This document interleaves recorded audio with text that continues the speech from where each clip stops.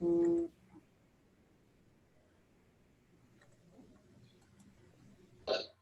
Bueno, yo me voy a encargar de ir aceptando a la gente que vaya entrando en el medio. Eh, bueno, esta reunión un poco surge del proyecto que estamos llevando, digamos, que analiza los derechos económicos, sociales, culturales y ambientales en el noroeste argentino. Entonces, como primer paso, eh, pensamos en ver cómo se articula, cómo debate, cómo discute, cómo charla el derecho y la economía. Para empezar a plantear un escenario en el cual analizar este panorama, esta perspectiva de los derechos humanos en el noroeste argentino. Así que bueno, para arrancar, el profe, el doctor Hugo, va a empezar a darnos, digamos, un par de aristas, digamos, en este tema. Bueno, en pos de empezar a investigar, a articular, a organizar proyectos, lo que sea que vaya surgiendo y vaya sintiendo las personas en este ámbito, digamos. Así bueno, no sé si hay algo más que quieran alguien consultar o preguntar antes de arrancar, pero si no, arranca el profe. Bueno, a ver,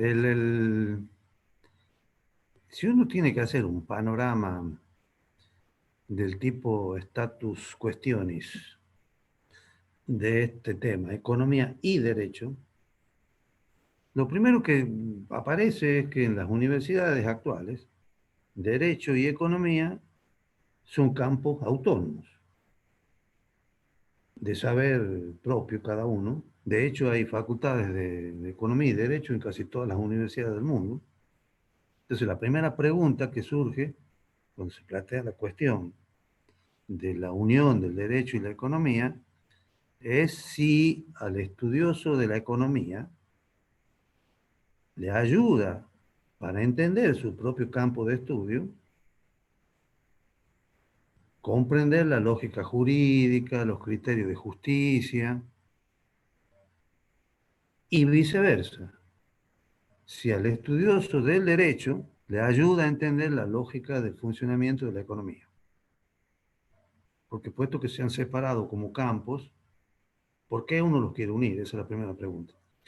Y la respuesta pareciera que va de suyo, por lo menos desde el punto de vista de la economía. Porque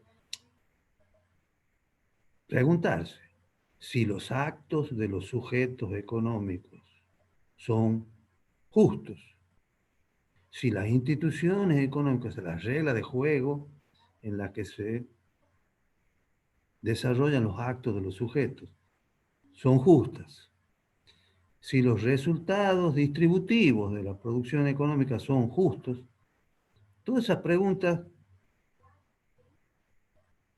da la impresión que son imposibles de soslayar cuando uno quiere estudiar economía. De hecho, la economía como disciplina autónoma, que irrumpe recién en la segunda mitad del siglo XVIII, no es tan viejo como disciplina separada del derecho, de la política, nace con este tipo de planteos. Entonces, ¿cuál es la razón de hacerse la pregunta si es una respuesta obvia? Hubo un momento en el desarrollo del pensamiento económico moderno, con pretensión científica, en que se intentó una separación tajante. La economía no tiene nada que ver con el derecho, con la política. La economía es puramente un saber positivo y no tiene nada que ver con lo normativo, que sería el derecho y la política, etc. Pero esa respuesta, que es un poco la respuesta del mainstream la corriente principal de la economía actual, sigue siendo la respuesta mayoritaria, ha dejado mucha desconformidad, porque ¿cómo es esto que la economía no se ocupe de cuestiones tan elementales como la justicia de los actos económicos, de las instituciones, del reparto distributivo? Entonces hubo una reacción a esa división tajante y separación absoluta de la economía del campo de lo normativo, y se dio en distintas dimensiones esta reacción. De las dos más importantes, que es la que yo pienso que no pueden faltar en un status cuestiones, son lo que se conoce como Law and Economics, economía y derecho específicamente, que es una corriente que intenta volver a relacionar la economía y el derecho, pero con una especie de reforzar un poco los postulados de la economía ortodoxa neoclásica. Ya vamos a ver que esto es, le vamos a llamar una corriente, por poner un nombre, neoliberal, que es un poco el marco en donde sale esto, Law and Economics. Y la otra respuesta, dentro del campo de lo que se conoce como economía ortodoxa, mainstream, es la que proporciona autores como Amartya Sen. Entonces, esas son las dos grandes líneas en donde se trata hoy, después de un intento de separación tajante, cuando digo hoy, digo en los últimos 40, 50 años, de volver a reintegrar la economía y el derecho, y esto es lo que ha puesto de nuevo en el tapete esta unión. Entonces, si uno hace una historia somera de esta cuestión, tiene que decir que la economía nació en su momento fundacional, cuando nace lo que Marx le va a bautizar economía política, que es la segunda mitad del siglo XVIII, con los textos básicamente de Smith, La riqueza de las naciones. En ese momento, la economía es tiene una unión indisoluble, digamos, con el derecho, con la economía. De hecho, se llama economía política. Pero en el siglo XIX, en la segunda mitad, tiene esta separación con el nacimiento del pensamiento neoclásico, y sobre todo en la primera mitad del siglo XX, cuando se fortalece y se consolida el pensamiento neoclásico como casi hegemónico de la disciplina económica en la enseñanza de economía en las universidades, se intenta esta separación, y en la última parte del siglo XX, en la segunda mitad, empieza de nuevo esta reconstitución de la relación a través de distintas versiones. Las dos más importantes, repito, Law and Economics, que básicamente con el centro en la Universidad de Chicago, y una apertura mayor a la idea de justicia, que es la que propone Amartya Sen, muy ligado el pensamiento de Amartya Sen a lo que fue el pensador más importante probablemente del siglo XX en el tema de la justicia, que es este filósofo norteamericano John Rawls. Entonces, eso es un poco el esquema de la presentación de hoy. Ver todo eso de manera esquemática. Entonces, si empezamos por el momento fundacional de la economía política, para ver esta relación de economía y derecho, ¿cuáles son la atmósfera intelectual, digamos, de lo que en términos genéricos se llama modernidad? Estamos en la segunda mitad del siglo XVIII. 1776 es la edición del libro La riqueza de las naciones. Está terminando de consolidarse lo que se llama tiempos modernos, la modernidad. En este momento, ¿cuáles son las ideas básicas en relación con esta cuestión de economía y derecho, de esta modernidad? Se derrumba la idea de que la fuente última de la justicia es externa al ser humano. Tradicionalmente se había pensado, desde la época de Aristóteles, por lo menos, sobre todo en la Edad Media, con Santo Tomás, etc., que la fuente última de los derechos y obligaciones de la justicia era ajena al propio ser humano y básicamente estaba ligada a la divinidad. Es una cuestión teológica. Había una justicia o una ley divina que se conoce como ley natural ya en esa época, el ius naturalismo le llama Santo Tomás de Aquino, porque la divinidad había puesto en las cosas lo que llamaban los universales, esa esencia de cada cosa, y la razón humana era capaz de aprender esos universales, por eso era natural, porque lo podía conocer, y ese era el fundamento de todo el orden político y moral de la comunidad que formaban los seres humanos. Entonces, la fuente de todos los derechos y obligaciones en tiempos modernos va a estar ahora en la voluntad racional, responsable y libre del ser humano. Eso es un cambio fundamental. La modernidad irrumpe con la figura del individuo libre que se separa. En principio se separa del, del, del, de la divinidad y su organización se empieza a consolidar como un Estado laico, controlado a través de separación de poderes, etc. Todo esto que conocemos como cambio, transformación societal enorme que tuvo este periodo histórico. Consideran los historiadores que no hubo una transformación societal tan profunda como esta, salvo en los tiempos de la aparición de la agricultura. Entonces, bueno, esa transformación tiene como eje el individuo desplazando abiertamente a la comunidad como lugar central. Antes, lo que es tradicionalmente, las instituciones jurídicas y políticas estaban al servicio de la comunidad. Cada uno hacía en su estrato lo que necesitaba el conjunto. Y lo que dicen los tiempos modernos es que eso se cambia de manera radical, porque ahora las instituciones jurídicas y políticas están al servicio del individuo. No hay un bien común que administra una autoridad ligada de manera directa a la divinidad, de ahí venía el poder del rey, que le da la legitimidad al orden jurídico, político, moral de la vida en común.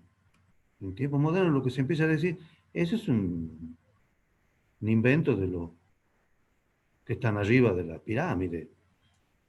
Aquí no. Si organizamos la sociedad de manera más horizontal, donde la libertad individual sea el eje de las decisiones y las instituciones estén al servicio del individuo y no de este entelequia, se empieza a decir, de lo común, podemos aumentar la riqueza de las naciones y vivir de manera más eh, eh, productiva y económicamente más fructífera, porque lo que lograríamos es una vida materialmente más abundante.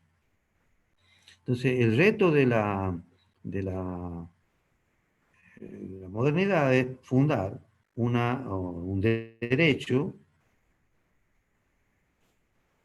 que es natural, pero en un sentido moderno. Está fundado en la razón humana. Esto viene antes del siglo XVIII, esto viene del siglo, par de siglos antes. La raíz de esto es un poco el humanismo, si ustedes quieren, renacentista. Ahí están pensadores como Tomás Moro, Maquiavelo, donde son los primeros que empiezan a separar el individuo y el ser humano del orden divino. Dicen, espérate, esto nosotros lo tenemos que separar, esta naturaleza eterna de los universales que decía Santo Tomás, del orden social que lo creamos nosotros y puede cambiar. No es un orden inmutable. Son cosas contingentes que admiten que se dan de una manera, pero se pueden dar de otra, porque lo que está en juego es la libertad individual.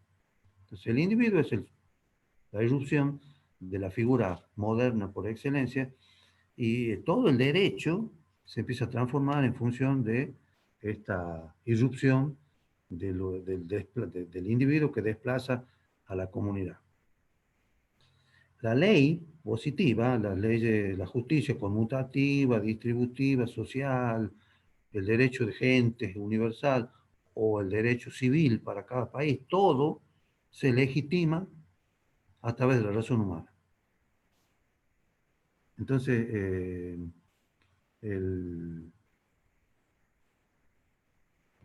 existe, digamos, entre países una posición también moderna, contraria, diferente a esto, pero no es la mayoritaria, que lo que pregona es justamente que la fuente de la justicia no es, es la razón humana. El ser humano no nace libre, ni con...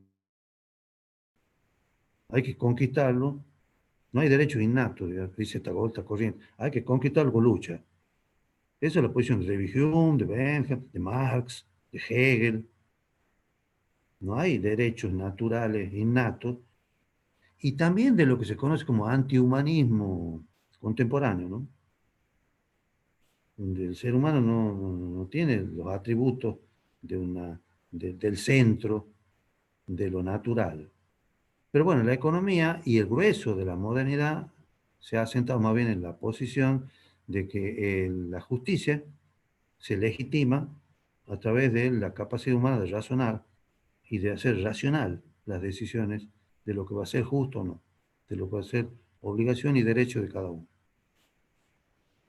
En el momento que nace, este es el poco el humus, la atmósfera en la que nace la economía política. Ahí nacen estas discusiones de este momento. Entonces, lo que aporta la economía en este debate civilizatorio, si quieren, cómo va cambiando el mundo con una idea de fuerza, es un fundamento científico nuevo para la relación de justicia entre el Estado que gobierna, la autoridad, y el gobernado, el individuo, el sujeto. Entonces, la economía lo que va a empezar a decir, esta es la impronta de la economía política, es que me empieza a preguntar, para que una vida sea productiva, justa y la riqueza de las naciones crezca, ¿es necesario que tengamos un Estado? Porque hasta ese momento, como visión tradicional, iba de suyo de que el Estado tenía una razón jurídica que imponía casi de manera natural un poder que era necesario para que todo se ordene. La autoridad es la que concentra el saber y administra el bien común. Entonces concentra obviamente el poder y eso, como lo pone al servicio del bien común, estamos todos de acuerdo. Y lo impone a través del derecho al poder. Dice, esto es así. Entonces, ahora se empieza a cuestionar eso es los tiempos modernos y la economía sobre todo. Entonces dice, ¿por qué necesitamos un Estado? Primera vez que se hace esa pregunta en la historia de la humanidad, ¿eh? No es una pregunta hecha. Eso es muy importante. Primera vez que aparece la cuestión y la respuesta que da la conocemos todos. Sí necesitamos un Estado, pero no muy grande. El Estado que necesitamos es un Estado frugal, pequeño. Ya vamos a ver que tiene funciones esenciales, pero no tiene por qué ser el centro de las decisiones y del poder de todo el orden de la sociedad. Entonces se empieza a, a fundamentar de que es posible ordenar la vida social sin caer en lo que Job había dicho que era la ley de la jungla, la guerra de todos contra todos. Entonces, en esta jerga se conoce como problema de Hobbes el hecho de ordenar la vida social si ponemos el centro en el individuo. Decimos, si el individuo es el señor al que tienen que acomodarse las instituciones jurídicas. ¿Cómo hacemos para evitar la guerra de todo contra todo? De que el individuo más poderoso lo domine al menos poderoso y que sea la ley de la selva. Eso era una pregunta que para Job no tenía respuesta que no sea por un Estado despótico. Pequeño, pero un Estado fuerte, déspota. Eso no era muy moderno, digamos.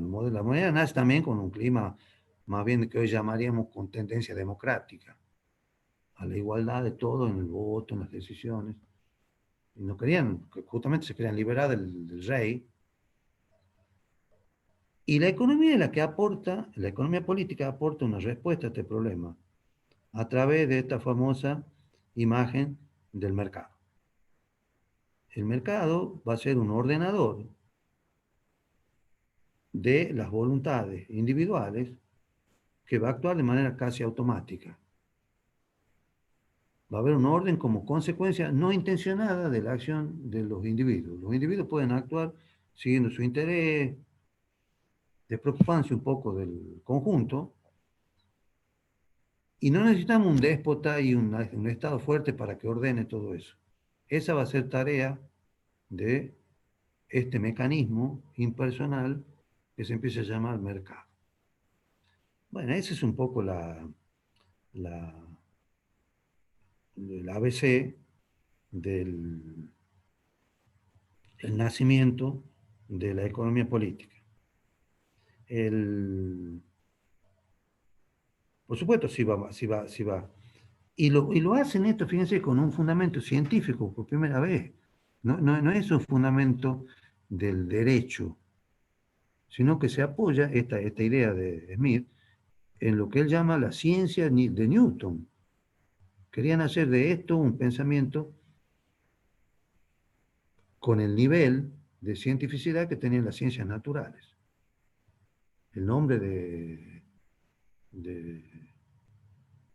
ciencia de lo social, hacer una aritmética de lo social, de la economía, nace justamente en el momento de esta consolidación de la economía política. Entonces, y el Estado ordena la sociedad a través de las normas jurídicas, pero básicamente el grueso de las relaciones de civilizatorias y de orden social es función del mercado. El tema de la vigilancia del mercado para que haya justicia distributiva es un tema esencial en la obra de Smith, digamos, como segundo componente de su pensamiento. Es cierto que Smith propone un Estado pequeño, frugal, y el grueso de la ordenación social tiene que respetar las leyes del mercado. Pero también está muy claro en la obra de Smith que hay una desconfianza y una posición muy crítica con respecto a el mercado dejado al laissez-faire sin intervención pública, porque Smith dice claramente que eso tiene una tendencia clara a la monopolización. Él no usa ese término, pero se concentra el poder, y él es muy crítico de esa situación. Cuando él habla del empresario como clase social en la distribución del producto de la economía, dice, ojo con estos tipos, que son, por un lado, muy útiles porque generan el trabajo y la riqueza, son los más conocedores de los mercados, etc. Si ustedes quieren, son el héroe de la riqueza de las naciones, pero tienen una tendencia natural a eludir la competencia. Y se concentran. Si se juntan, casi siempre lo que buscan es su propio interés, que no solamente no coincide con el interés de todos, sino que generalmente le va en contra, así dice Smith, ¿no? Ni Marx ha sido tan crítico con los empresarios como Smith. Por eso él al Estado le pone en el orden jurídico una función muy clara de vigilancia de los monopolios, de evitar la concentración y de forzar a la competencia. Eso no es una cosa natural. Eh, Aparte de eso, después viene la famosa frase de Smith de que el Estado necesita fortalecer lo que aparece y se consolida como un derecho fundamental para que funcione en los mercados, que es el derecho de propiedad privada. Obviamente esta es la clave de la economía moderna, y en esto casi todos se apoyan en el pensamiento de otro autor de los tiempos modernos liberales, que es John Locke.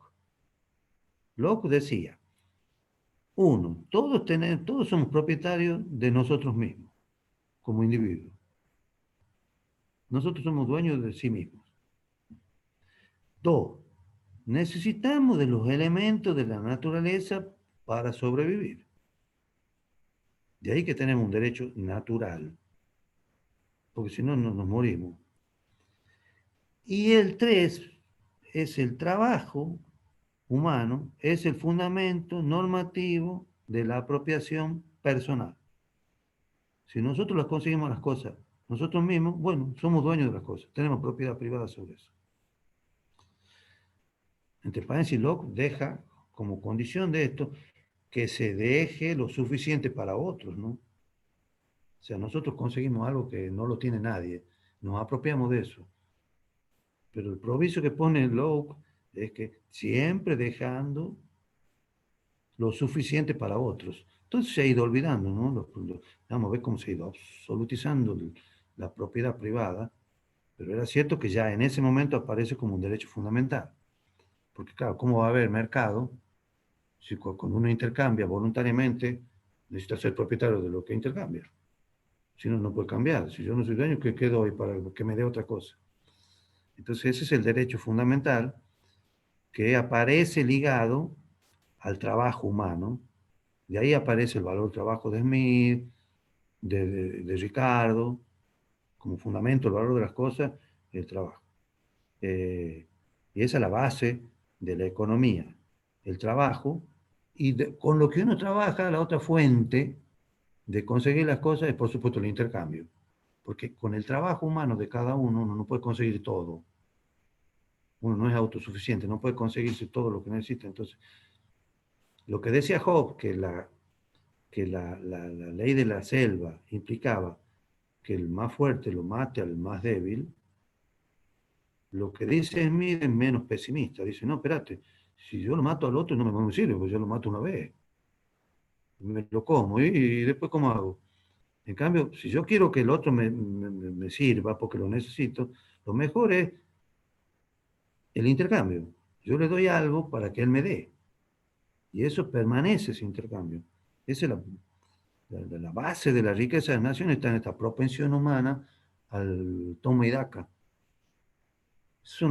Los supuestos de Smith son muy sencillos, ¿no? Ese es uno y el otro es que la gente sigue su propio interés, que buscan mejorar su condición de vida material, como dice Smith, y eso lo lleva desde la cuna hasta la tumba. Como diciendo, eso es una tendencia humana natural. Quieren mejorar su condición y están propensos a hacer intercambios para eso. Entonces, ese intercambio es lo que agrega como capacidad de conseguir cosas. Entonces está el trabajo, el intercambio, y por supuesto está la herencia, la concesión del Estado, en fin. Pero todo eso en la economía lo empieza a ver como renta, peyorativamente. Lo que no es fruto del trabajo ni del intercambio, la renta tiene mala prensa en la economía política clásica. Es el ingreso que consigue alguien sin trabajar y sin intercambiar. Porque el rey le ha dado una concesión o porque lo ha heredado del padre. Entonces, son las fuentes de, de posibilidad de conseguir la propiedad privada. Las lícitas para la economía clásica son, repito, el trabajo y el intercambio. A lo que se agregaría en el derecho, algunos aceptando, otros no, la herencia y la concesión de la autoridad. Eh, bueno, este es un poco el esquema básico de la economía clásica en su relación con el derecho. Al pasar, digamos, porque no va a ser el centro no vamos a desarrollar este tema en esta clase porque no da el tiempo. Karl Marx, que es parte del final de este momento clásico de la economía, se hace como pregunta central. El título del libro El Capital, el subtítulo es una crítica a la economía política. Eso es lo que escribe Marx en El Capital, una crítica a la economía política. La pregunta de Marx es muy sencilla. Él pregunta, ¿cómo es que los que generan el valor, los trabajadores, son los más pobres? Esa es la pregunta que le hace a la economía tradicional. De Smith y de Ricardo. Le dice, che, ustedes dicen, está muy bien, el valor está centrado en el trabajo, han hecho un desarrollo interesante de la economía moderna del mercado, pero no me saben responder esta pregunta. Dígame por qué el que genera el valor es el más pobre. Entonces él pone como punto focal no la necesidad de la libertad y de la propiedad privada, sino las necesidades materiales del hombre, y ese es el fundamento de la justicia.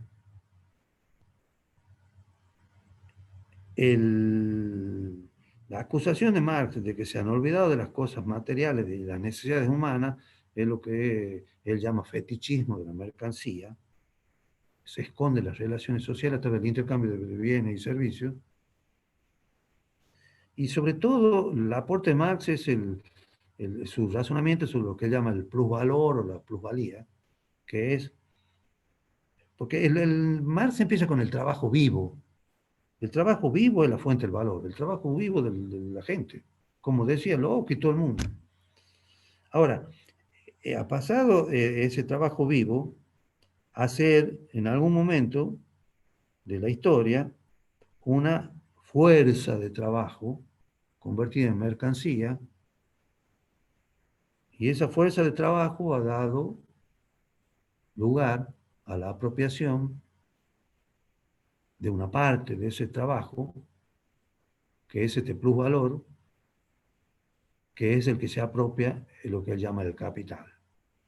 Para Marx, el capital crea valor, dice Marx, de la nada. Esa es una frase muy semítica, ¿no? Eso viene de la Biblia, de la nada, como la creación divina. Para Marx se crea valor de la nada.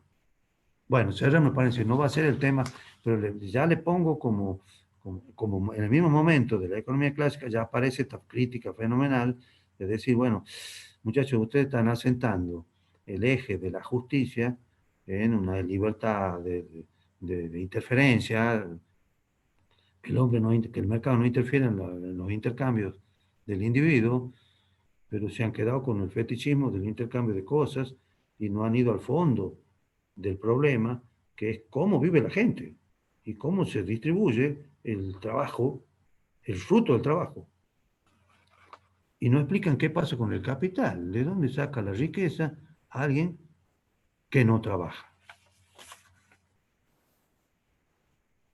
Eso es bueno, lo que va a aparecer después de esta economía clásica y del cuestionamiento de Marx, no es una profundización de esta crítica de Marx, sino todo lo contrario. Va a aparecer directamente un descarte de Marx. Lo van a descartar.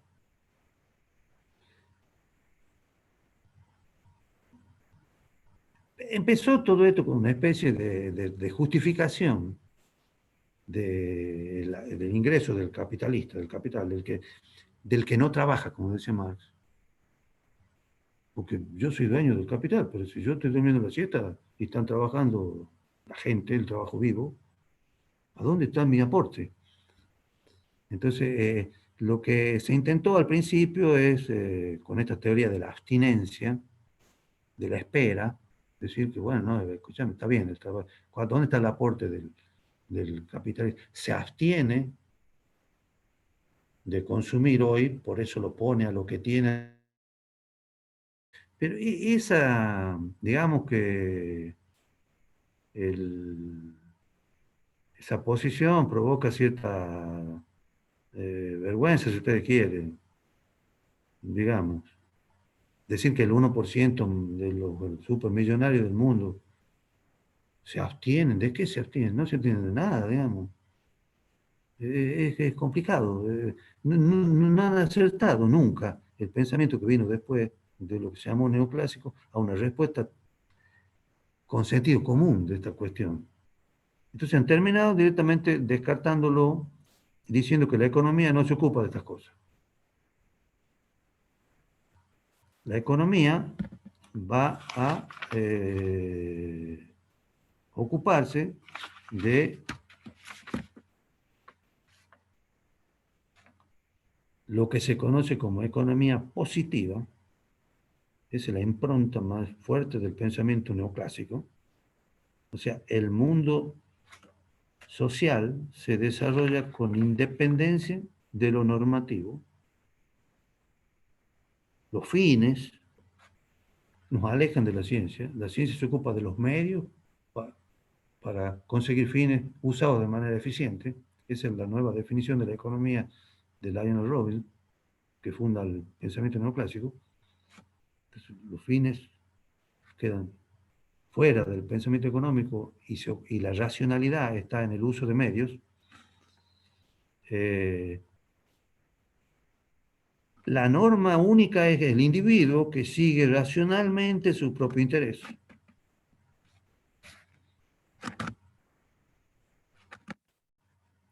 Se postula un homo económico racional, en el sentido instrumental, no de fines, sino de medios, que sigue su propio interés. Y el lenguaje propio de la economía va a ser un lenguaje de preferencias, no de derechos, y de eficiencia, no de equidad distributiva, porque eso es normativo. La economía no se ocupa de eso. La economía es puramente una ciencia positiva. Si ustedes quieren, aparece una economía política, entre comillas, despolitizada. Se ha puesto a una especie de armonía de intereses y el famoso equilibrio. El equilibrio no es una palabra usada una sola vez por la riqueza de las naciones de Smith, ¿no? Es una idea neoclásica, no estaba en el pensamiento de la economía política. Entonces, el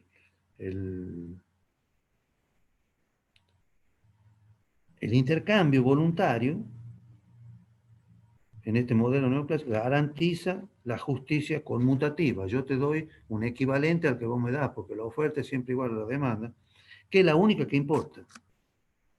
Pero no se puede hablar del tema de la justicia social, de la justicia distributiva, porque el economista no juzga los valores.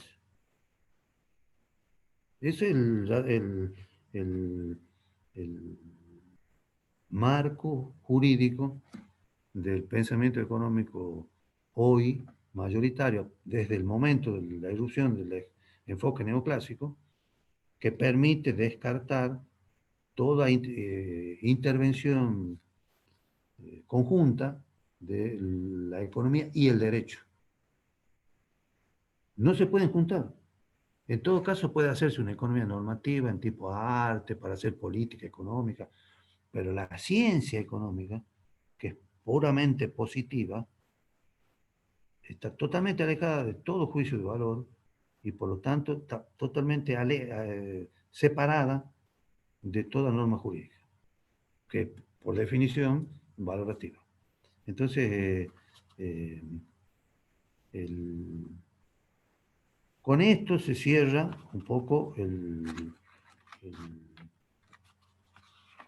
pensamiento neoclásico que quiere reemplazar al clásico, pero está claro que mantener esta separación, así como yo lo he planteado, que probablemente ha sido un poco exagerada, porque lo digo en poco tiempo, pero no mucho, es así, digamos, así, se enseña así. La economía no se ocupa de otra cosa que no sea de este individuo que maximiza.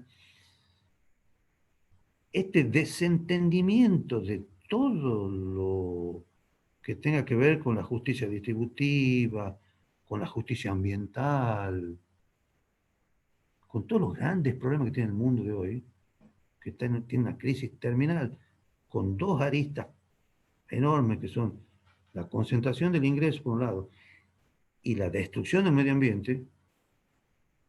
Entonces, es muy difícil de que en aras de fortalecer un pensamiento económico eh, eh, un poco sectario, si ustedes quieren, con modelos matemáticos muy rigurosos, pero completamente irrelevantes para responder a los grandes problemas, como la contaminación, la concentración del ingreso, termina siendo un ejercicio en el que se hablan solo los economistas de cosas que solo les interesa a ellos. Es muy difícil pretender que no haya provocado esta situación respuestas críticas. Entonces, evidentemente, estas respuestas críticas, estas preguntas o cuestionamientos a esta posición eh, no se han hecho esperar demasiado. Más allá de lo que yo he llamado corriente de Marx, que siempre ha sido crítica desde el inicio, aparecen en los últimos 50 años estas dos líneas críticas que vuelven a querer instalar la economía de carne y hueso, digamos, de poner a la economía en relación con la política, con lo jurídico, con lo social. Y estas dos respuestas, las más importantes, creo yo, en el pensamiento económico actual, son una, la que está asociada con lo que se conoce en términos genéricos como neoliberalismo. Ese es el humus en donde nace este Law and Economics, porque mucha gente lo ve a esta línea de derecho y economía, porque cuando se hace esta relación derecho y economía, a mucha gente le suena esto, Law and Economics, eso es la relación. Esa es una corriente de los últimos años, nacida en la Universidad de Chicago, como reacción a este pensamiento neoclásico, pero que ya estamos viendo un montón de cosas del derecho y economía previo a eso, y hay otras cosas posteriores. Y lo otro que aparece diferente de eso, una línea, si ustedes quieren, por poner un rótulo humanista, es la, la posición de Amartya Sen. La posición de Law and Economics, esta neoliberal, es una especie de, para decirlo, hay una expresión francesa que los franceses llaman fuite en avant, que es cuando uno se fuga hacia adelante. En lugar de correr para atrás, avanza para superar un problema o extrema más en la misma dirección. Eso es lo que hizo esta corriente neoliberal, como fortalecer todavía con argumentos jurídicos y por ahí que la economía neoclásica no lo quería hacer, lo hicieron para fortalecer la posición. Y bueno, la idea de Amartya Sen es contrario a esto, es volver a la sabiduría de la economía política clásica para relanzar un pensamiento económico más complejo que dé más esperanza para el futuro. Si Marx, Amartya Sen se fundamenta su propio pensamiento en la obra de Smith. Bien leída, él dice lo han leído mal el resto. En cambio, el pensamiento neoliberal no es por ningún azar que termina muy consolidado con lo neoclásico, a pesar de que el pensador que vamos a ver clave en este pensamiento de Law and Economics neoliberal es eh, Friedrich Hayek. La mayoría lo pone a Ronald Coase. Ya vamos a ver también, Ronald Coase es muy importante, pero el mentor es Hayek. Es más viejo y es el que funda todo esto. Eh, Y el pensador principal de la otra corriente, vamos a poner, porque hay mucho en todo lo que yo vengo hablando, hay mucha gente, obviamente. Yo estoy nombrando lo que me parece más importante. En la otra corriente decíamos está Amartya Sen. Eh, entonces,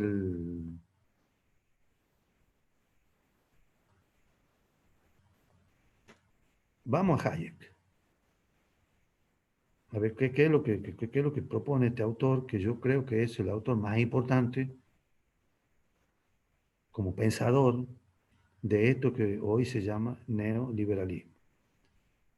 Y en ese humus hay que ponerlo al Law and Economics de la Universidad de Chicago, con Posner, que es un juez, Ronald Coase, que es un poco el más citado, Joel Stigler, Larry Becker, todos los autores que han trabajado este tema del derecho. A ver, Friedrich Hayek se enfrenta al pensamiento neoclásico, ¿no? Hay que decirlo. ¿Qué es lo que le choca? Y esta es la parte más profundamente, si ustedes quieren, simpática de Hayek. Hayek es un pensador muy importante. Se enfrenta al aislamiento del pensamiento económico. Cito Hayek, el que solo sabe de economía solo sirve para escribir artículos para otros economistas. Cierro la cita. Y él dice, por favor, muchachos, esto no es así. Acá hay una interdependencia del orden económico, social, político y legal jurídico. No me vengan a aislar lo económico diciendo que yo me voy a ocupar positivamente de esto y los demás no me importa. Eso y tocar la guitarra es lo mismo. Hayek es un crítico, pero feroz del aislamiento de la economía provocada por este pensamiento neoclásico tradicional. Y se enfrenta también con otra crítica feroz a lo que se conoce hoy como equilibrio general. Hayek tuvo una etapa donde él pensó en el equilibrio, pero rápidamente se salió de esa línea y en economía, cito a Hayek, no hay verdades definitivas. Hay que convencer de nuevo a cada generación. No me vengan con el largo plazo, con verdades inmutables, con el uso de las matemáticas para mostrar teoremas. Todo eso es una diversión que le puede dar mucho prestigio, mucha plata, no sé. Pueden llegar a escribir en los mejores journals. Está todo bien. Si de eso le ayuda a vivir, yo lo felicito. Pero no me digan que están haciendo una cosa útil, porque eso está alejado de lo que necesita la, la vida del ser humano en sociedad. Acá no se trata de buscar verdades inmutables, porque eso no existe. El mundo es totalmente dinámico y muy complejo como para que uno piense en que va a tener una verdad de hoy para siempre. Hay que involucrarse en la transformación del mundo, en siguiendo la evolución de las cosas en este dinamismo continuo. Entonces, Hayek es un impulsor, bueno, él, el fundador de la famosa sociedad Mont-Pelerin, como dicen los norteamericanos, allá al final de la Segunda Guerra Mundial, donde un poco se gesta todo este pensamiento colectivo neoliberal. Y eso está lleno de pensamiento activo. No eran papers, ni publicación de libros, era discusión de ideas, think tanks aparecieron a través de ahí, conexión con universidades como la de Chicago, la London School en Inglaterra, la Universidad de Friburgo en Alemania, grandes periódicos y fundaciones como Atlas, en fin, hace todo esto que cuando nace es una minoría absoluta, porque en ese momento después de la guerra lo que se impone es lo contrario a Hayek, que es Keynes, el enemigo de Hayek, teórico de Hayek se impone, Keynes la pierde. Entonces esto se gesta en minoría, en reacción a la idea mayoritaria, pero generando todo este pensamiento colectivo y esta red de instituciones que van a fortalecer lo que va a ser el predominio desde la década del 80 por lo menos hasta hoy en el mundo. Es como que se ha gestado en un momento donde eran minoría, pero cuando hubo una crisis, ocuparon lo que en términos generales se llama hegemonía, y esto dura prácticamente hasta hoy. Aunque ya vamos a ver que está un poco en crisis, pero es un poco lo que pasó en los últimos 40, 50 años. Entonces, ¿dónde está el pensamiento de Hayek? Se enfrenta a estas dos cosas, al equilibrio general y al aislacionismo del pensamiento económico. Él es parte de una tradición, lo que se llama escuela austríaca en economía, que busca construir un marco teórico nuevo y apelan a nociones que no han sido demasiado exitosas en términos de la enseñanza de la disciplina. Ellos hablaban de una praxeología, que es una teoría unificada de la acción humana. Hablaban, por ejemplo, de una cataláctica, que es el orden espontáneo, este dinámico, que se obtiene a través del intercambio, esa es la catalaxis, el intercambio de los mercados. Para Hayek, lo que hacen los mercados, la cataláctica, esta es transformar un enemigo en un amigo, porque yo logro hacer un acuerdo con él. Bueno, de todo eso ha quedado poco, eso es la verdad, porque ningún estudiante de economía estudia praxeología ni... Pero sí, lo que fue muy influyente fue su proyecto político.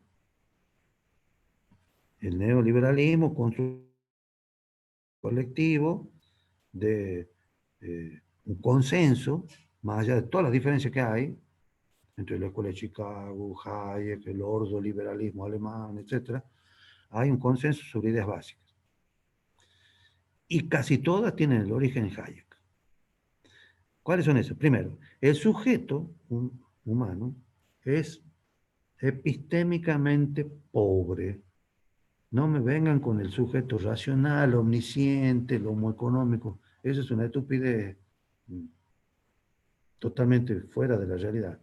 No es gran cosa, el ser humano no puede conocer un mundo complejo, no le da la cabeza. Entonces el tema de él, durante casi 40 años, ha sido la información, la economía, el conocimiento. Todo eso ha sido muy fuerte, tiene mucha presencia hoy, ¿no? La economía, el conocimiento, el gestor de todo eso ha sido Hayek. Él cambió después el conocimiento, que es muy etéreo como concepto, por información. Información es como más concreto. La información después de todo puede venir por cable. La información de ese Hayek es dispersa. Nadie concentra toda la información. Yo conozco un pedacito del mercado, el otro, aquel. No se puede juntar todo eso en una sola mente, en una sola computadora. Es imposible. Y muchas veces es tácita.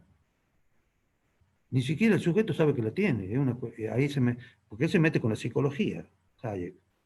El orden sensorial, tiene varios textos relacionados con la psicología para analizar el conocimiento, la información y el conocimiento tácito que tiene el sujeto.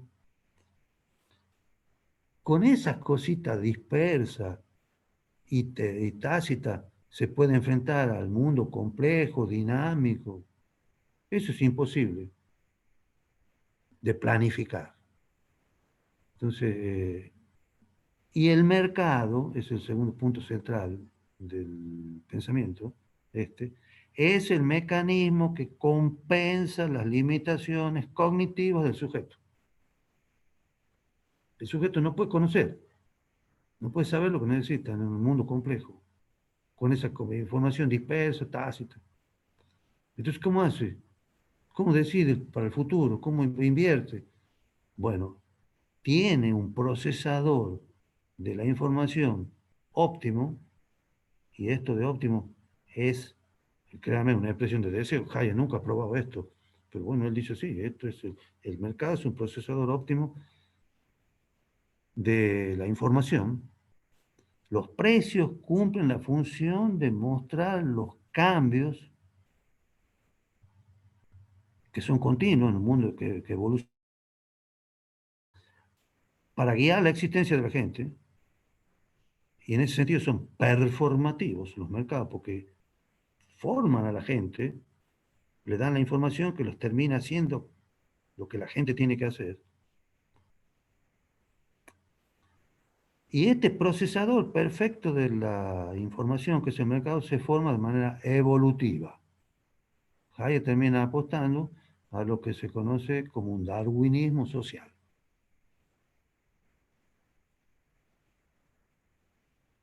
Así como Darwin había hablado de la evolución de las especies, que cada uno se adecua lo mejor que puede a los cambios ambientales y prevalece la que más se adecua, porque es la que triunfa, y las otras perecen. Bueno, en las instituciones económicas pasa lo mismo. El mercado actúa, es un fruto de la evolución. Las instituciones van dejándose de lado las que no sirven y quedando las más eficientes, hasta que se llega a las más eficientes de todas, que es el mercado. Medio burdo es el pensamiento en ese sentido, de un pensador, digamos, bastante exquisito como Hayek, pero bueno, en esto él no hace demasiado esfuerzo por explicar otras cosas que no se apuesta hasta el darwinismo social. Y el orden espontáneo que dice Hayek surge de los mercados. Ya vamos a ver que la ley se funda en eso después, ¿no? La única ley legítima es esa para Hayek y para el neoliberalismo y para el law and economics. Solo la existencia de derechos de propiedad permite la participación en los mercados.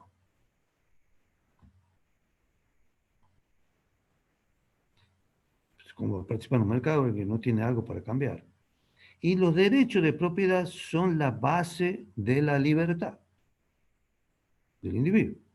Porque si el individuo solo puede vivir con participación en un mercado, porque el mercado es el oráculo que tiene toda la información, sin propiedad privada no puede participar. Entonces no es libre si no tiene la propiedad. Y ese derecho a la propiedad es, eh, está fuera del alcance del Estado. El Estado no puede ir sobre eso, porque eso es lo que funda la libertad.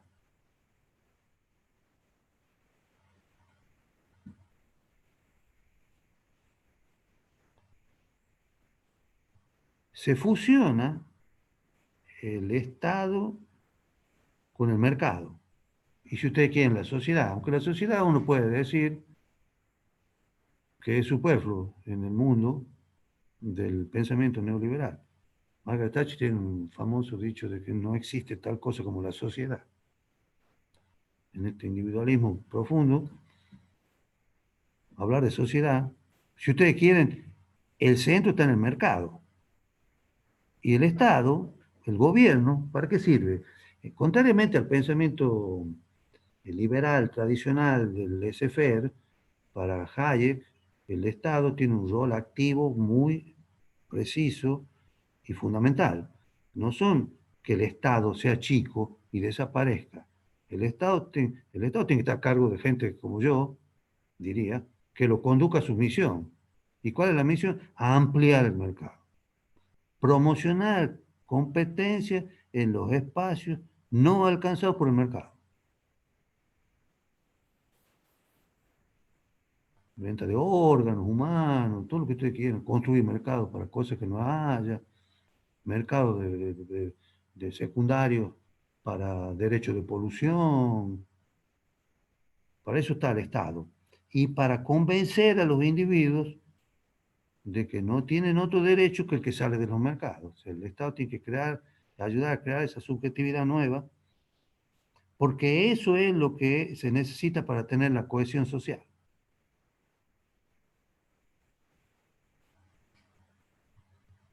Fíjense cómo bailando todo esto en un pensamiento muy actual. O sea, por un lado hay una fobia al Estado, pero ¿qué Estado? El Estado que quiere planificar, que interviene, que cobra impuestos apropiándose de la propiedad privada. Pero por otro lado hay una apuesta al Estado para que amplíe los mercados, para que defienda el Estado de Derecho, digamos. El Estado de Derecho es el Estado que defiende la propiedad privada y los derechos y a participar en los mercados.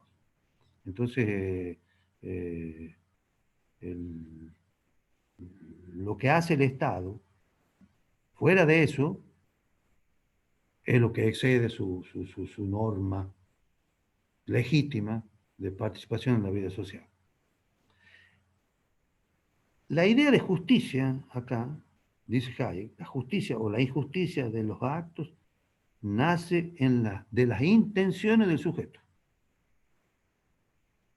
Un sujeto hace algo injusto cuando intencionalmente provoca un daño a otro. Ahora dice, los mercados producen consecuencias no intencionadas. Él dice que esto es puro Smith. Es muy curioso porque no hay cosa más contraria que el pensamiento de Hayek y el de Amartya Sen. Y los dos se dicen que son los dos están fundados en Smith. Voy a dar una opinión personal. Amartya Sen está genuinamente fundado en Smith. Lo de Hayek es sacar de contexto a Smith. Porque él dice que él se funda en Smith porque habla de las consecuencias no intencionadas. O sea, nadie interfiere intencionalmente en la vida del otro cuando va a un mercado. Si el mercado tiene efectos negativos, bueno, no hay intención del mercado. No garantiza esto la felicidad ni la buena suerte de la gente. La gente puede ser muy infeliz, tener muy mala suerte, morirse de hambre, porque no le dan trabajo, porque no puede vender lo que produce, lo que fue su producto de trabajo, porque no tiene comprador. Todo eso le puede pasar. Pero la fuente única de los derechos privados la da el mercado. Este, el Estado del Derecho, previene todo acto coercitivo y garantiza el intercambio libre, la cataláctica. Ahí se acaba, ¿no? La ley para el neoliberalismo. Los resultados del mercado no son nunca injustos, porque no son voluntarios. No hay intención ahí. Por lo tanto, la idea de justicia social, distributiva, de cambiar el efecto del mercado, es una ilusión, un espejismo socialista, peligroso, dice Hayek, porque conduce a la servidumbre. Vamos todos al colectivismo si empezamos a ir en contra de este fundamento de la libertad, que es el respeto por el resultado del mercado, que es lo único que tenemos como orden social. Lo único legítimo sobre lo que podemos construir un consenso es el mercado. Es el único marco moral sobre el que se puede establecer normas legales. Lo demás es pura discusión de valores, de cómo distribuimos, en función de qué valores. ¿De la igualdad? ¿Igualdad de qué?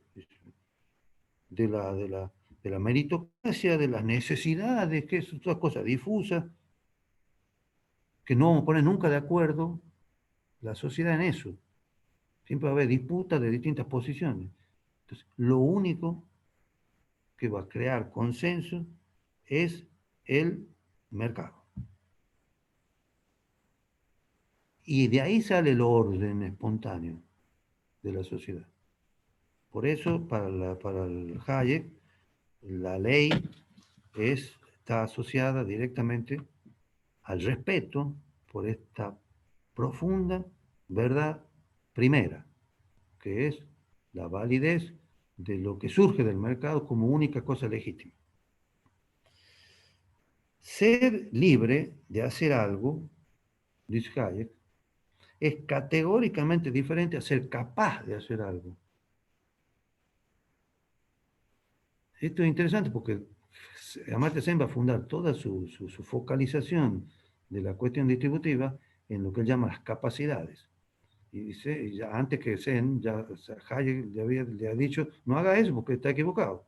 Bueno, se ve que Sen no le ha dado demasiado importancia a lo que dice Hayek, porque Hayek dice que no se puede fundar nada en lo que se llama capacidad, porque no sabemos, dice a ciencia cierta, de qué se trata, ni qué recursos tenemos que poner. Lo que sí tenemos que ver es que sea libre para hacer tal cosa, no que sea capaz. Esto es medio raro, ¿no? Porque yo siempre defiendo a Hayek porque realmente es un pensador exquisito, pero por ahí tiene estas cosas que son difíciles de, de sostener, porque si uno no es capaz de hacer algo, ¿de qué le vale que sea libre? Alguien me tiene que explicar a mí. ¿Qué relevancia tiene que yo sea libre, que un pobre sea libre de entrar en un hotel de 5 estrellas y no dormir en la calle, porque nada le prohíbe? No hay libertad, tiene libertad negativa, digamos, nada le interfiere. Pero no, obviamente no es capaz si no tiene un peso. Si no vaya a dormir en un hotel, se va a tirar en la vereda. Pero Hayek diría, bueno, pero él es libre. Aquí no podemos hacer nada porque, bueno, el mercado no te garantiza que no te quedes en la calle. Si vos tenés más, para eso está bueno, busquemos el altruismo, porque Hayek capaz que no era mala persona, capaz que ayudaba a los pobres, busquemos la caridad, pero no es cuestión del orden económico, el orden jurídico, societal, no se funda con la caridad, se funda con el mercado. Y el mercado no garantiza ninguna distribución igualitaria, garantiza la distribución que está, porque esa es la única posible y hay que aceptarla. O sea, no hay derechos que no salgan del mercado y no hay que pensar en las capacidades, sino en el ser libre para hacer tal cosa. Hay un rechazo a la interpretación por parte de Hayek también puramente formal de la ley, ¿no? Yo le he dicho varias veces que era un evolucionista, darwinista social. La interpretación formal de la ley, el positivismo este de, de Hans Kelsen, por ejemplo, jurista alemán clásico, pues para él la única forma de testar la validez o la legitimidad de una ley es la coherencia funcional dentro de un sistema jurídico. El pensamiento jurídico es la lógica del sistema, cómo las partes van encajando con coherencia. Hayek, contrariamente a eso, absolutamente contrario a eso, porque él tiene una idea evolucionista, la legitimidad para Hayek, en todo caso, no es lo decisivo, ¿no? Por eso hay excepciones. Él ha sido asesor de Pinochet en Chile, no tenía ningún problema de buscar excepciones a las normas, porque dice, uno puede crear normas jurídicas muy aceptadas, muy democráticas, muy votadas por la mayoría, pero si van en contra de estas reglas generales de carácter abstracto que son las que defiende él a través del mercado, y no sirven, digamos, no tienen legitimidad. La legitimidad no la da, por ejemplo, la democracia en el voto de una ley, sino el contenido de la ley. Si el contenido de la ley no sirve, no importa que lo haya hecho la mayoría, no tiene ningún empacho en poner una excepción ahí. La democracia sirve si es que yo logro a través del Estado convencer a la gente, darle el sentido común de que es un capital humano que no tiene derechos, sino que como capital tiene que producir y tener rentabilidad en los mercados. Y si yo le logro convencer a la gente que eso es, que se puede valer por sí mismo, cosa que es muy tentador, digamos. De hecho, mucha gente se convenció, sobre todo los jóvenes, porque es una idea interesante, digamos. Yo no me valgo por sí mismo, yo puedo, yo soy capaz de hacer por mí mismo. Para eso es lindo el Estado. Ahora, si se va por otro lado y aparecen estados populistas y cosas raras, y no, pues no hay que cumplir con eso no es legítimo. Y no importa que sea coherente, que sea formalmente perfecto, porque lo haya votado el Parlamento. No, no, no. La igualdad ante la ley, cuando habla del neoliberalismo, es la ley que se corresponde con las ideas del mercado, no de la ley votada por la mayoría. Y no importa, cuando está de acuerdo a la ley fundamental, abstracta, de mercado, de Hayek, del orden espontáneo, no importa la desigualdad de ingreso y de riqueza que generen. Eso no se puede hacer nada con eso. Pues si yo quiero corregir eso, le doy el privilegio a uno lo discrimino a otro y eso no se puede hacer. En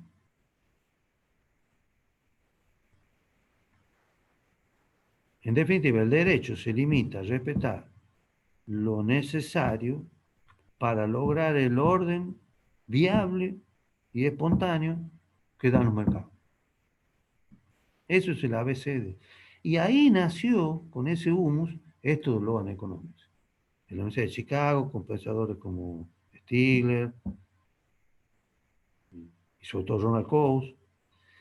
También se ve, hay distinciones, ahí pues también está la Universidad de Yale, donde hay un autor que se llama Calabresi, de origen italiano, que buscaba corregir la falla de mercado a través de la justicia.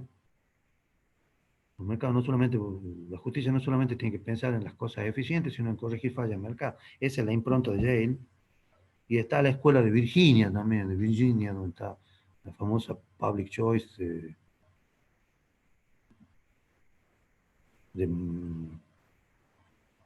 que busca no la falla de mercado, sino las fallas políticas. O sea, bien, los mercados fallan, pero peor falla el Estado. Entonces, el mecanismo de mercado selecciona mejor las reglas jurídicas que cualquier intervención del Estado. Ese es James Buchanan.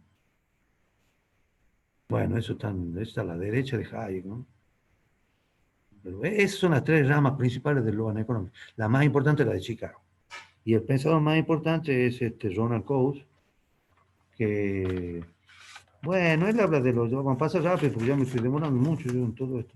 Ronald Coase, Perdón, ya sí, vamos un poquito más de una hora y sí. casi hora y media, así que bueno, como para cerrar, capaz que...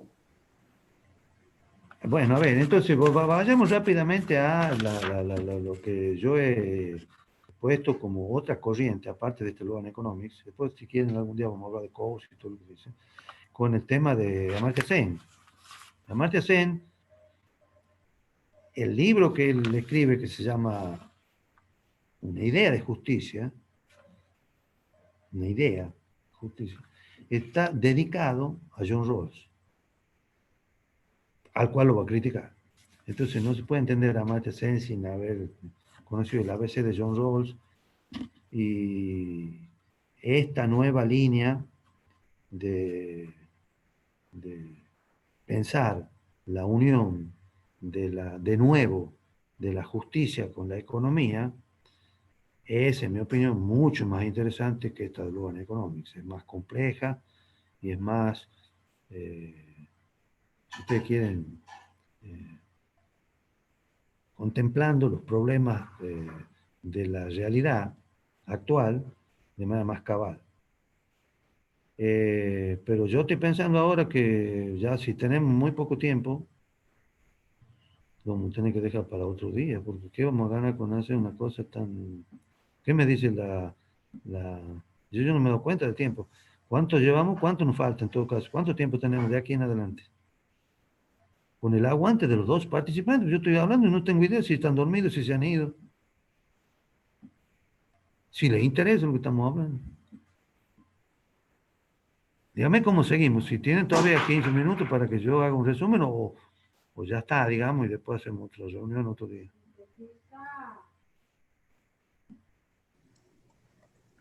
Y Y me, sí, podemos tomarnos capaz que 10 minutos para son ir así. cerrando y de ahí, o no sé si todos, o la gente tiene consultas, digamos, como por ahí abrir ahí las intervenciones.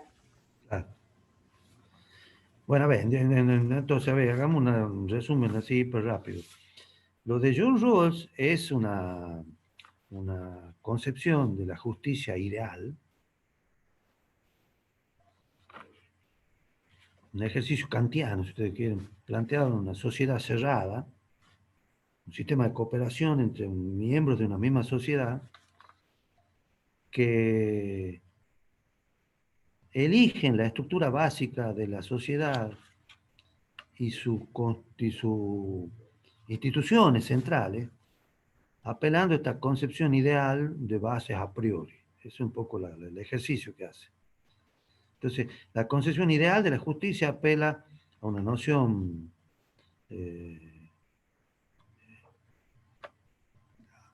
arquimédica, dicen algunos, un punto de vista arquimediano, es un punto de vista donde se puede ver todo. De aquí me decía que solo se necesita un punto para hacer palanca y levantar la tierra de sus cimientos. Entonces el punto arquimediano le llaman a ese punto que firme, inamovible, que permite encontrar la certeza de las cosas.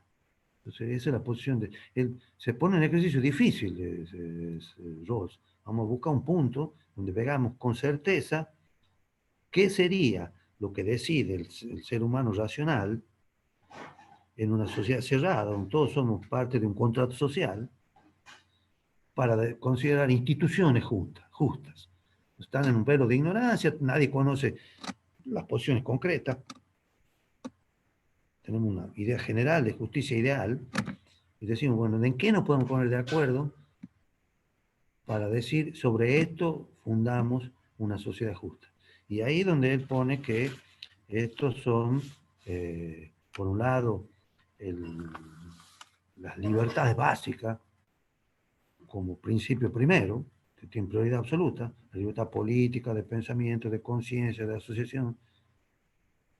Y el segundo principio que pone en este estado de ignorancia arquimediano, el segundo principio que pone es que la legitimación de las diferencias, si bien somos todos iguales en los fundamentos de libertad básica, podemos ser diferentes en riqueza, en lo que sea, siempre y cuando esto favorezca a los que menos tienen.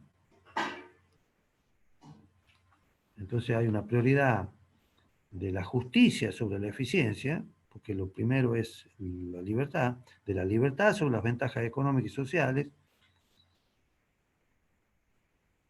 y en este ejercicio podemos fundar esta idea liberal de sociedad justa. Lo que Amartya Sen va a criticar de Rawls es que esa teoría, básicamente la teoría ideal, o enfoque trascendental, universal, que sirva para todo tiempo y lugar, porque dice Sen, hay muchas teorías de la justicia. Por ejemplo, él da el ejemplo, hay tres niños, A, B y C, que están peleándose por una flauta. El primero no tiene juguete y lo único que tendría es la flauta. El segundo es el dueño, después todo la compró él. El tercero es el que más la necesita porque no tiene plata. Entonces, bueno, ¿cómo decimos cuál es más justo de esto? Entonces, para él la justicia es una cuestión de comparaciones. Lo que evaluamos en la práctica son políticas comparativas, no un punto de referencia ideal. Si uno dice, ¿quién es mejor pintor, Picasso o Van Gogh? Decir que la Mona Lisa, dice Sen, de Da Vinci es la mejor pintura, no ayuda mucho. Entonces el ejercicio de él es más, dice, sencillo de el que se plantea Rawls, porque se dedica más a la comparación de asuntos prácticos. Es más fácil ver lo injusto más que aceptar un ideal. Uno ve la flagrancia por ejemplo, de la explotación de las mujeres, no necesita mucha explicación y rápidamente podemos decir eso no es justo. La prostitución infantil nadie puede aceptarla como justa. Entonces dice, tenemos que ir a asuntos más prácticos y sobre eso él abandona y le critica a las corrientes más pretenciosas, incluida Lowan Economics, su concepción estrecha de la racionalidad humana, y dice, no, acá tenemos que pensar de manera más concreta, y bueno, el punto final, de fundamento de toda la obra de Sen, es el ser humano como sujeto de derecho, ¿no? Aunque él dice que los derechos no se pueden legitimar solamente en términos jurídicos. Para él, la base de todo esto es moral. Y apela finalmente a un compromiso social como necesario para la constitución de los derechos en sociedades democráticas. Entonces, tiene un enfoque más ético que jurídico, si ustedes quieren, y, y mucho menos kantiano de buscar el estatus de lo ideal que práctico. La formación de Zen es más aristotélica, digamos, y tiene como visión última, como finalidad última de lo económico y de lo justo al ser humano y su calidad de vida. Y en ese sentido me parece que con las crisis que tiene el mundo actual y todo lo que se viene hablando de los derechos humanos, para Zen no hay diferencia entre los derechos económicos, sociales, culturales y los derechos fundamentales. Él tiene el libro Desarrollo y Libertad. El desarrollo económico y libertad son cosas que se complementan. Entonces él no es muy partidario de que se distinga los derechos diferentes, porque por ejemplo Estados Unidos dice que los derechos fundamentales de la libertad sí los acepta, pero los derechos económicos, sociales y culturales, bueno, esos son discutibles porque eso, ¿qué significa? ¿Que yo tengo que poner plata? Pues Zen dice que en esta discusión de que no hay que hacer esta distinción tan tajante. Hay derechos que son de cumplimiento no obligatorio, de, de obligación imperfecta, se llama, no como quería Kant, que todo derecho implique la obligación de alguien. Él dice, no, hay derechos que son colectivos, no son individuales.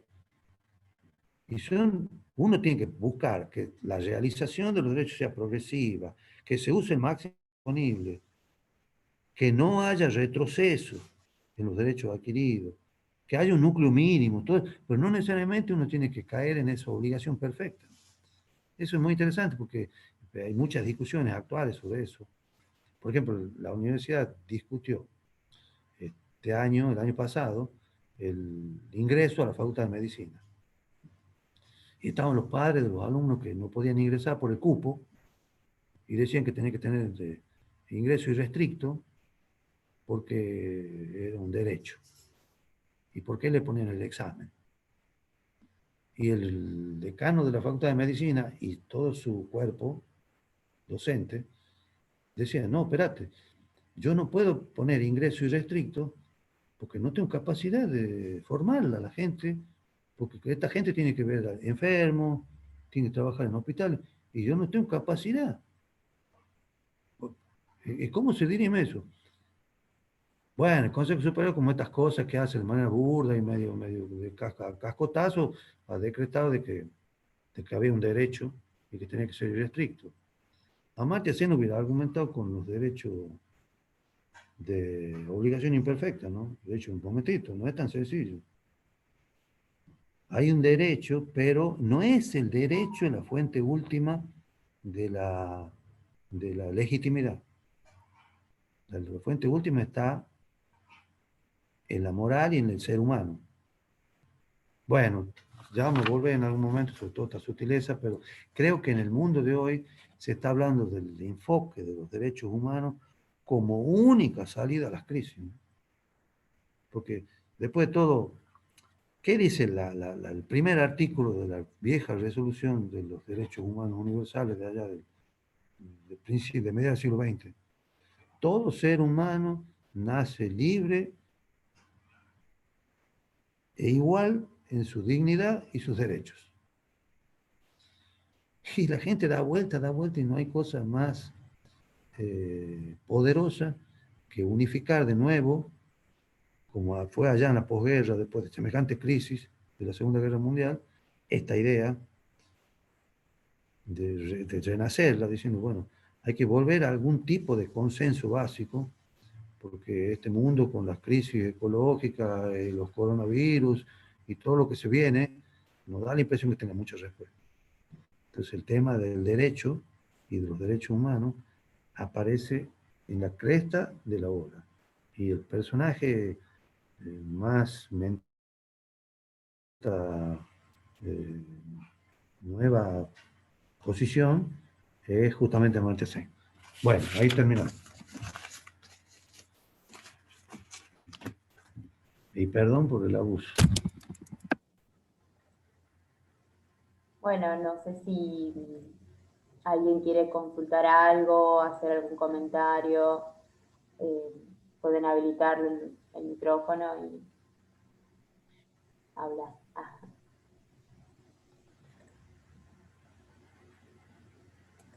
Doctor, ¿cómo le va? Bien, ¿quién es? Soy Lucas, Ah, Lu, Royan. no te veo la ¿Cómo cara. anda? No, no, Está estoy bien. sin la, Bien, sin la bien. cámara. Está sin el... Ah, No, yo le quería hacer una ¿qué decís, consulta Lucas? porque, por ejemplo, cuando lo vemos ya desde el punto de vista del derecho, Sí, como que constantemente estamos regulando actividades económicas. Entonces, muchas veces lo que se sucede es cómo debatir si esta regulación, ya sea por parte de lo que viene a ser el derecho administrativo, que regula la actividad estatal principalmente, como al momento de hacer lo que se llama el poder de policía o el fomento de actividades económicas, o también cuando establece algo como servicio público. Y también lo hace de parte del derecho privado cuando regula, por ejemplo, la forma de los contratos, qué contratos se pueden utilizar, como surgieron el contrato de trabajo, los contratos de consumo. Todo el momento como que el Estado legisla actividad económica, y yo quisiera saber cómo serían parámetros para decir si tal regulación económica, si tal regulación que regula actividad económica es buena o mala. ¿Cómo se puede analizar desde ese punto de vista? y bueno, justamente ahí están las distintas posiciones. Si vos preguntas en una posición de Hayek, te diría que la única forma de estar seguro de que es legítima es si vos respetas estas verdades que la legitima el mercado. Así de sencillo. Claro, Ahora, si vas en eso, por más que te dé, otros dirían, no, la legitimidad está en el procedimiento. Si hay una, una ley que está votada por el Parlamento y promulgada, bueno, está perfeccionada y se impone con legitimidad. Esa es la más tradicional, democrática. Otros te dirían, no, espérate, vos no podés ir en contra de los fundamentos de la libertad, porque eso es lo que legitima la ley. ¿Entendés? Entonces vos tenés distintas posiciones. Para la corriente Loan Economics más eh, superficial, digamos, el criterio ha sido, en primer lugar, la eficiencia. Decía, por ejemplo, Ronald Coase, si yo quiero que haya menos delitos, le tengo que poner un precio alto.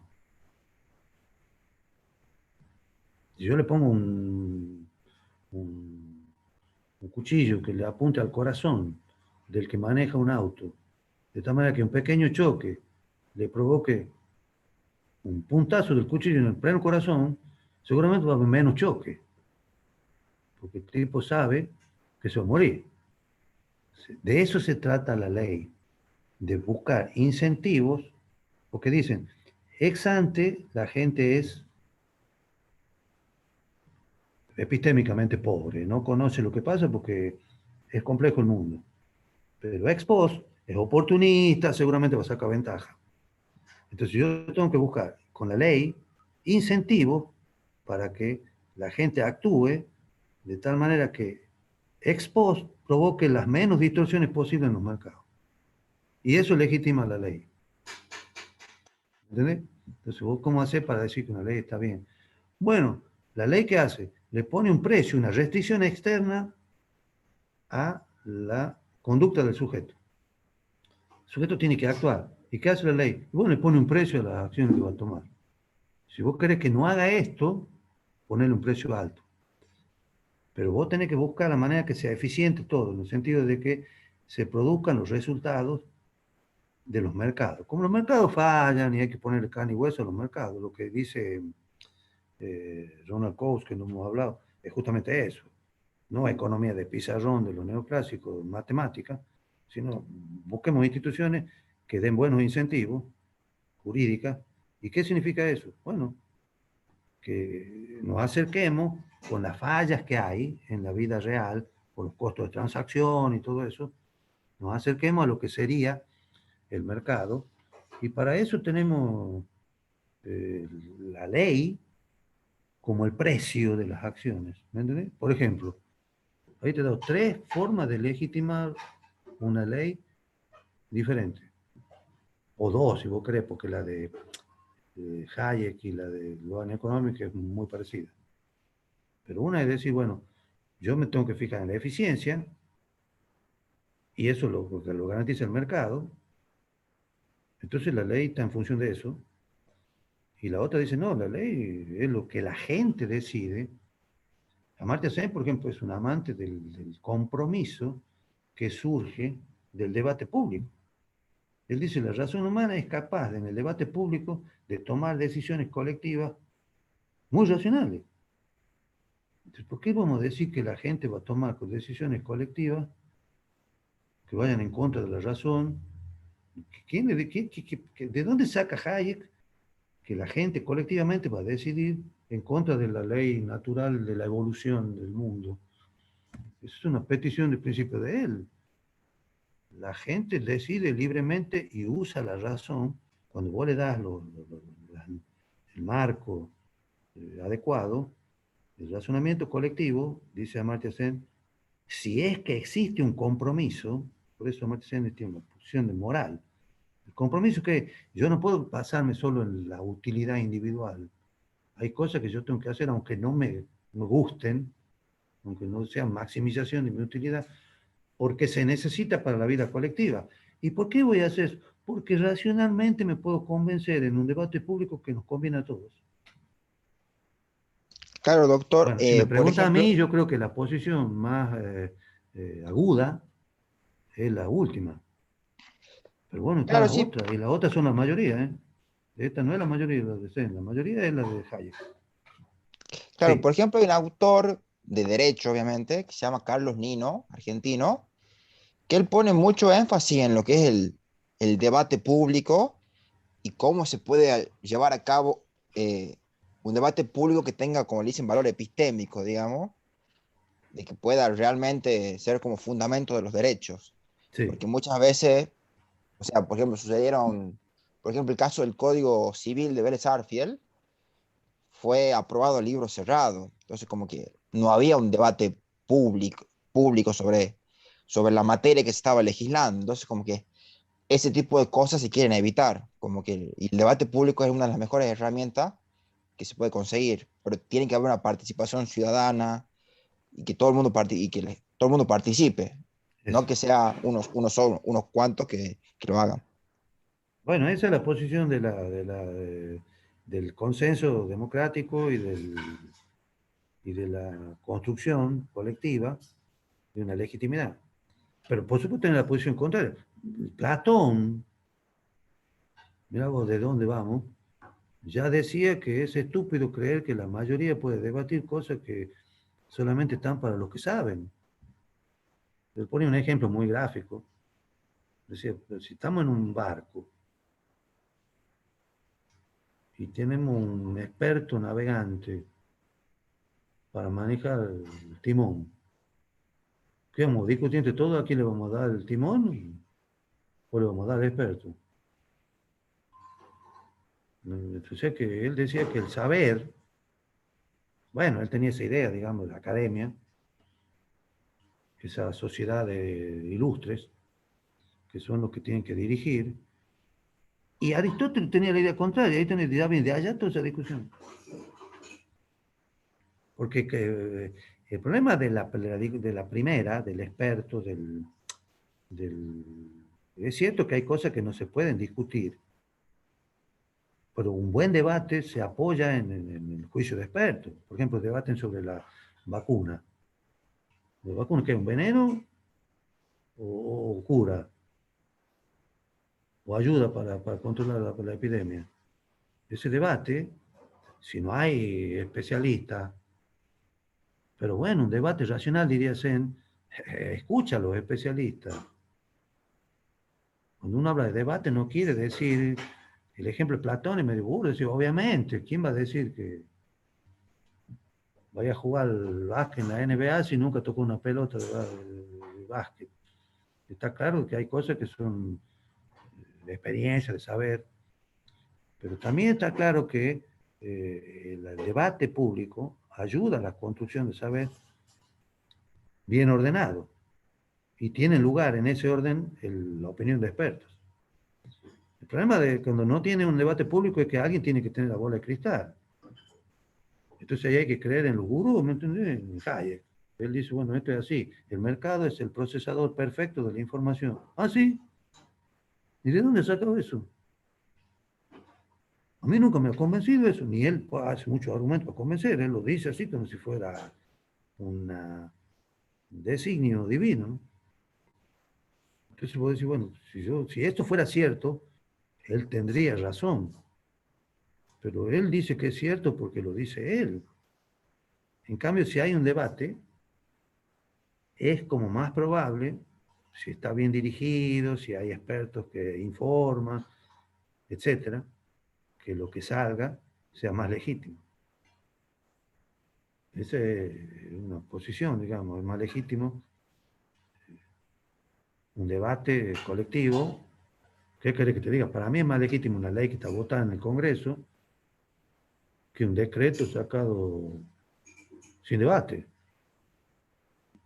Porque siempre en el debate aparecen más posibilidades de perfeccionar la cosa. ¿Qué estamos ya afuera del...? Sí, ya no sé si alguien más Ya quiere aportar o hemos quedado decir algo. oscuros, hemos quedado oscuros. Todo esto que Sí, tiene... ya estamos. Ah, Yo una sola acotación, profe. sí, sí. Ahí cuando habla del tema de Smith, cuando hablaba al principio de que iba a contraposición a las ideas de Hobbes, de que en realidad yo necesito al otro para el intercambio, es algo que por ejemplo, en relaciones internacionales se ha fundado en lo que es el idealismo, en Wilson, en la Sociedad de las Naciones, en eso de no destruyamos y no vayamos a la guerra porque necesito al otro para crecer, y ha sido la base de una construcción institucional a nivel internacional que ha fallado porque después ha venido la Segunda Guerra, pero después se ha vuelto a basar más o menos sobre cimientos parecidos en la construcción de Naciones Unidas. O sea, en el ámbito de las relaciones internacionales eso sigue perteneciendo a una base, podríamos decir, ideológica dentro de la corriente del idealismo.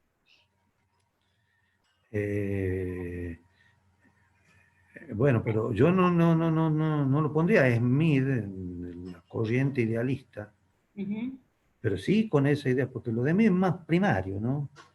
Él dice que hay una tendencia natural del ser humano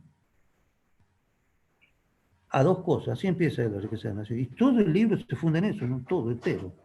Uno, busca el bienestar material creciente de él y de su familia. Eso es lo que yo decía que lo lleva de la tumba hasta la tumba de la cuna. Y segundo, trata de conseguir, sabiendo que no puedes conseguir todo solo, con el intercambio con el otro. Yo te voy a dar algo para que vos me des lo que yo necesito. No es que Smith discute de manera directa con Hobbes. Yo nunca he leído eso. Yo lo hago discutir, ¿no? Es una opinión mía. Sí. Porque Hobbes es más pesimista. Hobbes dice, bueno, no hay forma de organizar y evitar la ley de la jungla sin un Estado fuerte, despótico, el monopolio de la fuerza. Smith diría que cree más en un orden natural. ¿Qué cree que la gente se va a matar? No son tan estúpidos, no le conviene. Es más o menos lo que vos decís. Ujú. Así que vos podés interpretar, si vos querés leyendo, de que esa base de las Naciones Unidas y todo eso tiene un fundamento, entre otros, en el origen de Smith, de la riqueza de las naciones, con esta idea de la tendencia natural, una propensión natural al intercambio. Ahí funda él el mercado. Ujú. Nada que ver con el homo económico racional, una tendencia casi moral.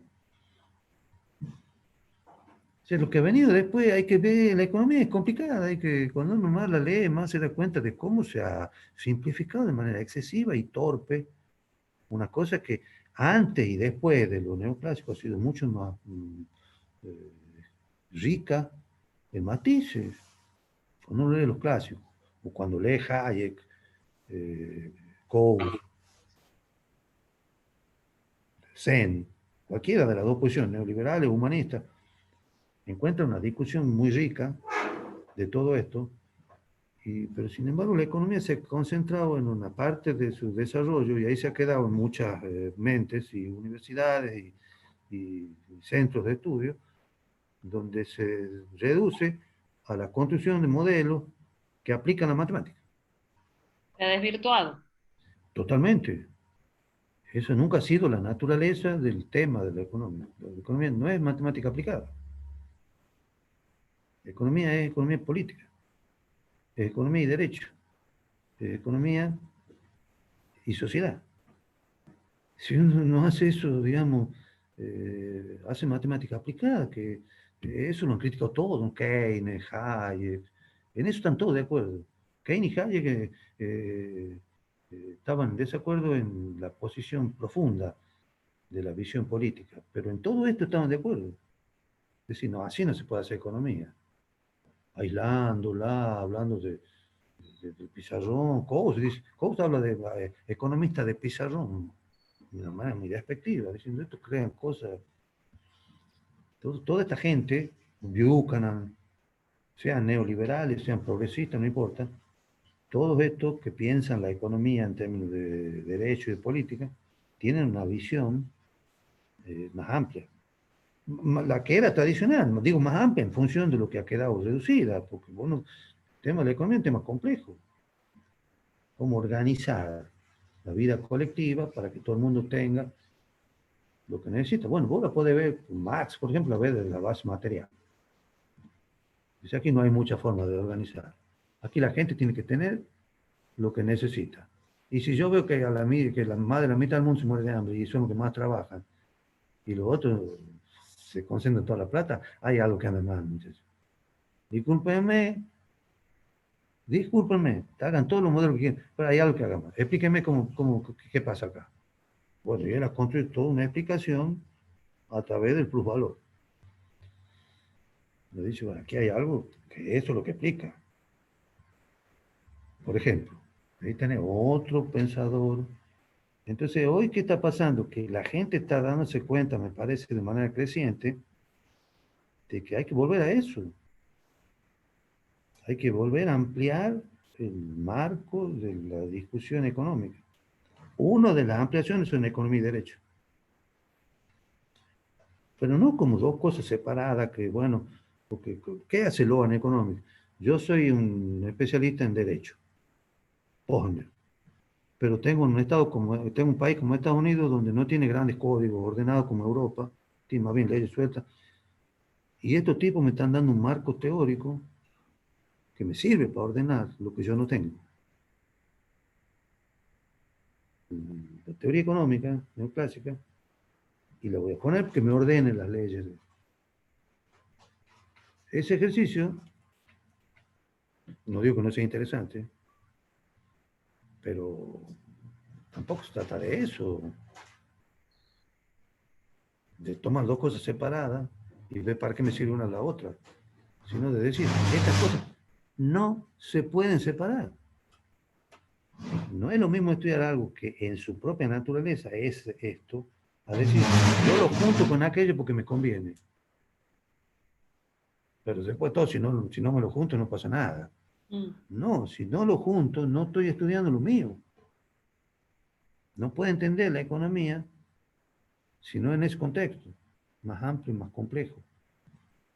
Y todos estos pensadores han sido de meterla la cosa en el ambiente.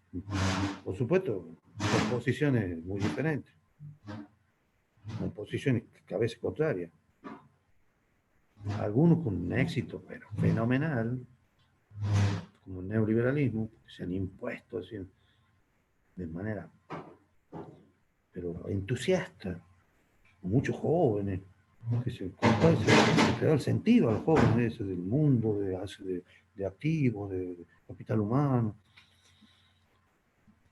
Otros menos triunfantes, por ejemplo, todo el marxismo, y bueno, digamos, ha sido una experiencia fallida en términos de concreción práctica. Pero bueno, Disculpa, la ¿no? historia no se ha terminado. Sí. No, ahí que hablaste de esto del marxismo, creo que uno de los grandes temas también igual ahora en la economía y en las teorías, digamos, sociales contemporáneas, el tema de China, ¿no? Que es un paradigma bastante, Claro. digamos, es enigmático si se quiere, ¿no? Porque combina justamente, vos decís, bueno, el marxismo ha fracasado, pero en China el PC, viste, está más fuerte que nunca, la propiedad sigue siendo del Estado, las empresas, las mayores son del Estado, entonces se genera, digamos, una innovación, si se quiere, ¿no? En esto de combinar la economía de mercado y las tradiciones marxistas. No, yo estoy totalmente de acuerdo. Cuando yo digo que el marxismo fracasó, estoy pensando en ejercicios políticos, no en ejercicios teóricos, ni en el futuro de la humanidad. Digo, lo que triunfó en los últimos 40, 50 años en el mundo fue claramente el neoliberalismo. Por sobre todo el pensamiento de izquierda, si vos crees, no solamente para todo el progresismo. Es la verdad, quedó todo atrás. Hay un triunfador de los últimos 40 años que es absoluto. Incluido en China, porque China, esta mezcla que hace es concediendo, en parte, si bien se quedan con un régimen mixto, y complicado de entender, vos lo entendés más que nadie aquí seguramente, pero hay una concesión fuerte a esta idea de que las corporaciones son las que tienen los derechos fundamentales. Vos también, yo no te doy la propiedad, pero vos podés ganar plata y sacar. Eso no tengo que conceder. Y ahora, ¿qué ha quedado de China? Es muy interesante para estudiar lo que vos haces todo el tiempo. Algún día lo voy a explicar cuando lo sepas con claridad. Porque es difícil de entender. Para el que no conoce, como todas las cosas complejas, si vos no las has estudiado a fondo, pero es un régimen, claramente no es lo mismo que Francia, que Estados Unidos. Pero tampoco es la imagen de el socialismo final de Marx. A todo según su necesidad y sacarle a todo según su productividad. China tiene una situación, digamos, nos da la impresión de la felicidad pensada en el socialismo de Marx. Es otro pensador que está de moda, ¿no? Cuando yo digo marxismo, pienso más bien en general en el pensamiento de izquierda, que ha quedado retrasado con respecto al triunfo neoliberal, pero no a los grandes pensadores, que siguen despertando mucha... por ejemplo, uno de los pensadores latinoamericanos, para mí, más agudo, Enrique Dussel, mendocino que vive en México después de la dictadura militar, por lo menos nunca más volvió. Viejito ya, pero todavía sigue activo. Si se meten en YouTube, cada 2 por 3 da clases por ahí para todo el mundo. Una agudeza. A mí no hay pensador en Latinoamérica de ese nivel. Y él tiene toda su base de pensamiento en la obra de Marx. Muy, muy creativa, ¿no? Por ejemplo, pero él reconoce cuál es su filiación última, tardía, porque él no empezó por ahí. Cuando fue a México, él contó por ahí que cuando él ha ido a México, de la Argentina, no había leído Marx.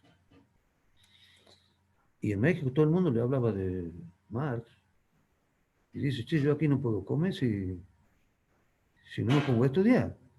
Lo hablo tan en serio que se ha pasado años, se ha ido a Alemania, ha estado en Inglaterra, las obras originales, ha leído los manuscritos que no lo ha leído nadie, lo han hablado hasta del Partido Comunista Soviético para que le haga correcciones a algunas cosas que están publicando. Se ha hecho un especialista, pero impresionante, para hacer otra cosa, porque él no divulga eso, él tiene su propio pensamiento. Por ejemplo, bueno, no sé, eso se me ocurre ahora, pero ninguno de estos pensadores está terminada su aporte, ¿no?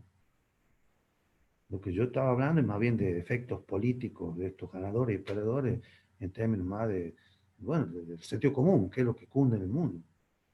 Y pregúntenle a los jóvenes qué piensan, digamos. Todos son ganadores. Muy difícil Emprendedores. hablarle de Bueno, solidaridad, por perdón, ejemplo, hablarle de ya solidaridad a los jóvenes, estamos, no se quieren ni vacunar. ya estamos como en horario. Ajá, Perdón que corte todo, bueno. pero bueno, no sé si algunas palabras finales. No, yo ya no, de otra más, no, ya, ya de palabras mías tan sobreabundantes. Bueno, no, o sea, esto, la idea es que siga, digamos, va a ser como el proyecto, durante todo el proyecto, la idea es, bueno, de a poco ir avanzando, digamos, en mayor público y capaz que en otras estrategias también de donde hay mucho más debate que ahora, digamos, hay más espacios para intervenciones.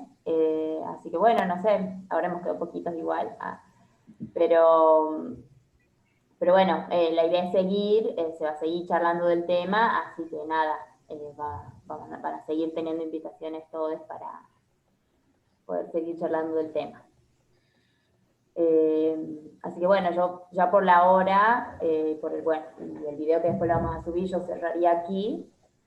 Y nada, ya está, como mencioné, llegando más invitaciones para más encuentros. La charla, cuando seguir charlando del tema, no significa que yo siga charlando del tema, ¿no?